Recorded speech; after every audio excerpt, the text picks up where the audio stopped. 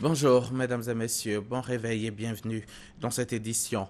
Le président de la République, Alassane Ouattara, était hier lundi à Cotonou, au Bénin, pour prendre part à la 18e session ordinaire de la conférence des chefs d'État et de gouvernement de l'UEMOA, l'Union économique et monétaire ouest africaine. Il était accompagné de quelques membres du gouvernement et ils ont regagné Abidjan hier après-midi. Le chef de l'État et sa délégation ont été accueillis à l'aéroport par le ministre auprès du président chargé de la Défense, Paul Kofi. Cette 18e session ordinaire de la conférence des chefs d'État et de gouvernement de l'Union économique et monétaire ouest-africaine s'est penchée sur le niveau d'application des politiques et réformes adoptées sur les plans institutionnels, macroéconomiques et sectoriels et a donné des orientations pour un avancement significatif du processus d'intégration. La Banque mondiale apporte son expertise à la stratégie couverture maladie universelle CMU. Le soutien se fait par le biais de l'organisation d'un séminaire de haut niveau.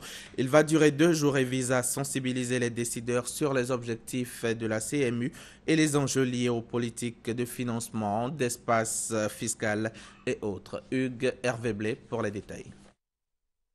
Avec ce séminaire de haut niveau, la Banque mondiale veut améliorer les connaissances et les capacités techniques des décideurs engagés activement dans la mise en œuvre de la couverture maladie universelle. La Banque mondiale participe ainsi au succès du projet cher au président de la République, Alassane Ouattara.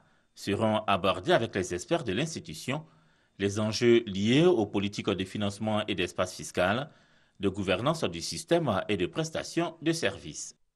Ce séminaire, nous l'avons voulu technique et devra à ce titre permettre d'améliorer les connaissances et capacités techniques des acteurs pour la conception et la mise en œuvre d'options qui pourraient s'appliquer au contexte de la Côte d'Ivoire. Il y a aussi des défis qu'il va falloir anticiper, notamment en ce qui concerne la disponibilité des ressources, le paiement et l'utilisation efficiente des ressources, ainsi que d'autres questions fondamentales que les débats pourront mettre à jour. Le projet cher au président Alassane Ouattara a besoin d'être soutenu. L'implication de la Banque mondiale dans la réussite de sa mise en œuvre est donc appréciée par le Premier ministre. Daniel Kablan-Duncan espère que l'exemple de l'institution fera tâche d'huile. Au total, ce sont près de 100 milliards de francs CFA que l'État de Côte d'Ivoire devra mobiliser pour la prise en charge des populations vulnérables. Vous conviendrez avec moi que la consolidation et la pérennisation du système de la couverture maladie universelle exigent le développement de mécanismes de financement innovants et la mobilisation de financements extérieurs nécessaires pour soutenir les charges récurrentes de l'État. Je voudrais donc pouvoir compter sur l'engagement résolu des partenaires techniques et financiers à nos côtés. Je voudrais particulièrement saluer la qualité des relations entre la Côte d'Ivoire et le groupe de la Banque mondiale. C'est en 2012 que la stratégie couverture maladie universelle CMU a été élaborée. Son objectif, améliorer la couverture et la protection financière des Ivoiriens en cas de maladie.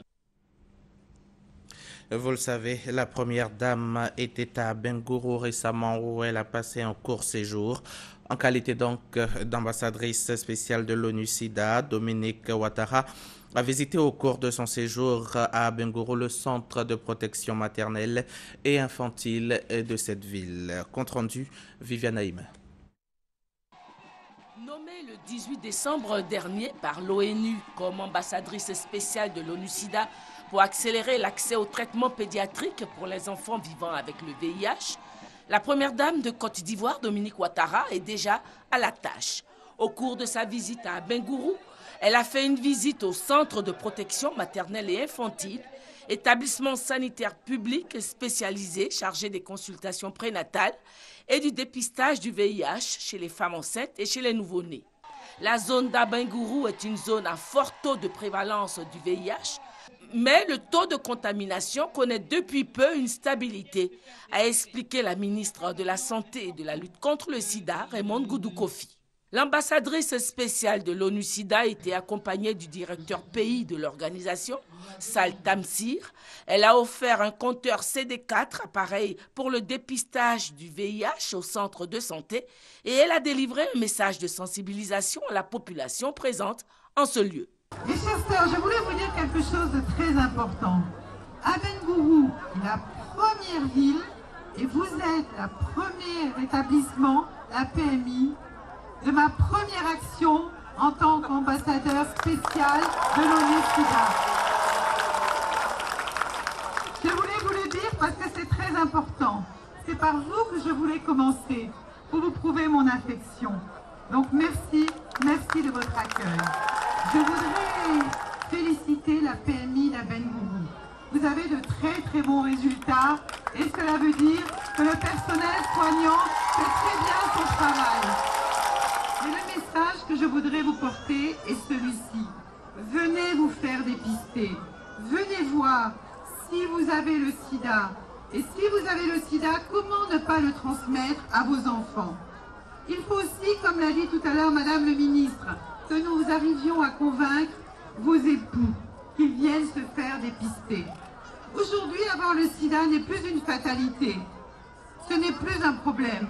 Il y a des médicaments contre cela et quand vous êtes soigné, vous pouvez vivre très longtemps et éviter de le transmettre à vos enfants. Donc mes chères sœurs, c'est le message que je voulais vous dire ce matin. Ambassadrice de l'ONU-SIDA, mais toujours femme de cœur, la première dame de Côte d'Ivoire a fait un don aux femmes qui sont traitées dans ce centre de santé dans le cadre du programme d'élimination de la transmission mère-enfant du VIH. La deuxième édition du Forum international de la diaspora ivoirienne est prévue les 2 et 3 février prochains. Elle est placée sous l'égide du ministère de l'Intégration et des Ivoiriens de l'étranger.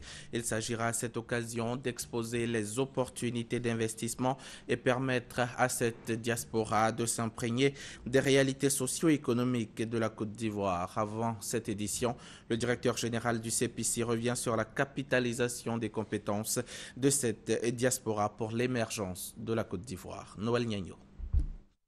Les Ivoiriens de l'étranger, c'est une population estimée à plus d'1 million de personnes, 5,4% de la population ivoirienne.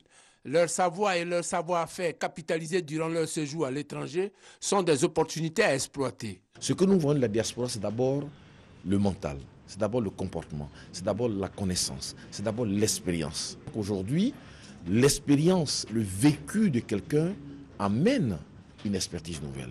La manière dont la personne perçoit un problème social a un raisonnement, apporte quelque chose. Et aujourd'hui, l'un des défis que nous avons de l'émergence, ce n'est pas seulement la croissance économique, ce n'est pas les infrastructures, mais c'est aussi la mentalité. Le CEPICI, Centre de promotion des investissements en Côte d'Ivoire, a décidé de leur offrir une plateforme dénommée Diaspora for Growth, Diaspora pour la croissance, tout un discours. Les 2-3 février prochains, ces Ivoiriens de l'étranger, plus de 300 inscrits à ce jour pour une attente fixée à 500, auront droit à 4 panels et vont également découvrir les opportunités d'investissement en Côte d'Ivoire. Enfin, ces Ivoiriens de l'étranger vont échanger avec les autorités pour connaître leurs attentes et préoccupations. Albert Mabretouakos, le ministre d'État, ministre du Plan et du Développement, a lancé hier lundi l'enquête sur le niveau de vie des ménages en Côte d'Ivoire. Il s'agit à travers cette enquête d'évaluer le niveau et les caractéristiques de la pauvreté pour aider les décideurs dans la planification du développement. Cette enquête, dont le premier passage va se dérouler jeudi prochain, va s'achever le vendredi 20 mars 2015. La dernière enquête niveau de vie des ménages 2008 montre qu'une personne sur 2 en Côte d'Ivoire est pauvre. Et cette enquête révèle aussi que le niveau de pauvreté en Côte d'Ivoire est de 49%. Aujourd'hui, en 2015, quelle est la situation? Ces données sont-elles toujours d'actualité? Le gouvernement veut en savoir davantage. L'enquête niveau de vie des ménages 2015, lancée ce lundi par le ministre d'État, ministre du Plan et du Développement, permettra aux décideurs de disposer de données fiables et actualisées afin de mieux planifier les politiques de développement. C'est une enquête importante qui vient ici donner les moyens à l'État de réaliser la croissance inclusive, c'est-à-dire accompagner donc la croissance économique d'une série d'actions qui prennent en compte les plus faibles parmi nous, les plus vulnérables, qui remontent un peu leur niveau de vie et qui les assistent. C'est l'Institut national de la statistique INS qui a en charge cette opération. L'enquête porte sur près de 13 000 ménages répartis sur l'ensemble du territoire national. Nos agents qui seront dans 60 équipes de 4 personnes vont sillonner les ménages qui ont été tirés par sondage. Ça veut dire quoi? Ça veut dire que ce n'est pas l'ensemble de la population de la Côte d'Ivoire qui va être interrogée. Nous avons fait un échantillon par les méthodes statistiques qui nous ont permis de sélectionner près de 13 000 ménages. Cette enquête, la 12e du genre en Côte d'Ivoire depuis la première en 1979, va durer 54 jours.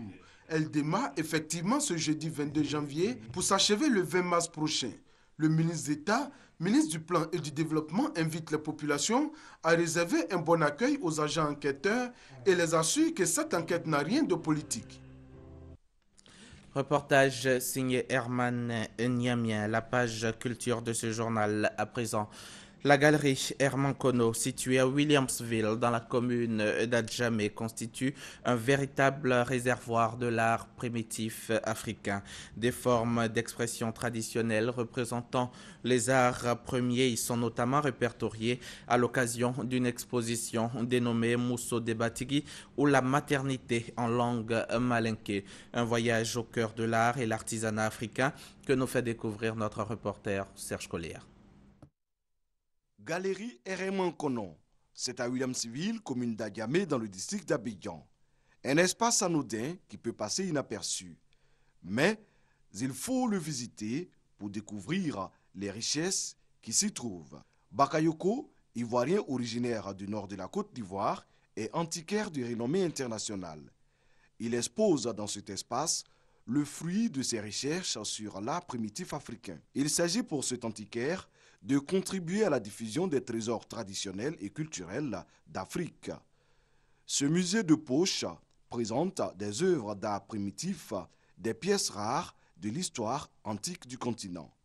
C'est un brassage des cultures qui vous fait voyager à travers le continent. Un pays ne peut pas aller dans l'émergence ou le développement sans d'abord connaître ta culture. C'est pourquoi nous invitons tout le monde à revenir en arrière pour qu'on connaisse d'abord notre culture, montrer notre culture aux jeunes gens internationaux pour savoir que notre pays va à l'émergence avec notre culture. Mousso de Batigui, la maternité en langue malinké, constitue le thème central de cette exposition. L'antiquaire nous montre la valeur de la femme en Afrique et son rôle de protectrice de l'enfant, reconnu depuis la nuit des temps. La galerie Herman Kono, à travers l'exposition Mousso de Batigui, est un retour aux sources, une invitation appelant les Africains à puiser dans leurs valeurs, dans l'héritage culturel ancestral pour permettre au continent de s'affirmer par son essence, sa diversité et son authenticité. Le Ghana et le Sénégal ont ouvert les hostilités dans le groupe C de la CAN 2015 hier lundi.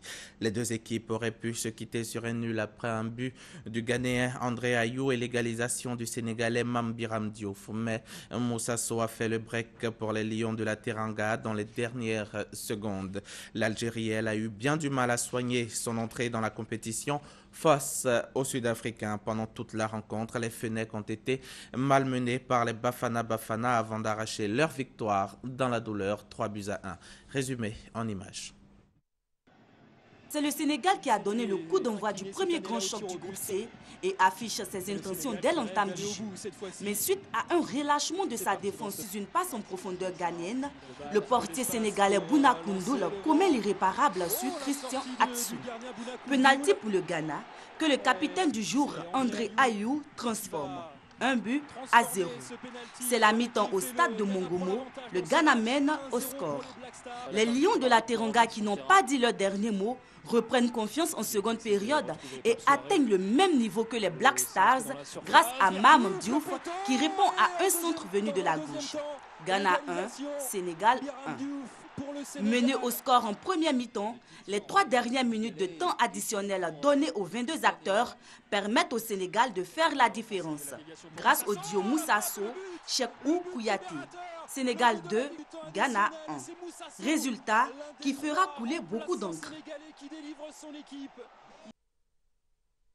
Avant de nous quitter, sachez que l'équipe de Côte d'Ivoire retrouve la Coupe d'Afrique des Nations ce mardi 20 janvier à Malabo après des éliminatoires laborieuses. Les éléphants rejettent donc l'étiquette de favori de cette CAN 2015 et ils ne veulent surtout pas sous-estimer la Guinée, leur premier adversaire qui leur a pourtant si bien réussi ces dernières années. La rencontre est prévue pour 16h, temps universel. Merci de nous avoir suivis et très bonne suite de programme avec Mariam Touré.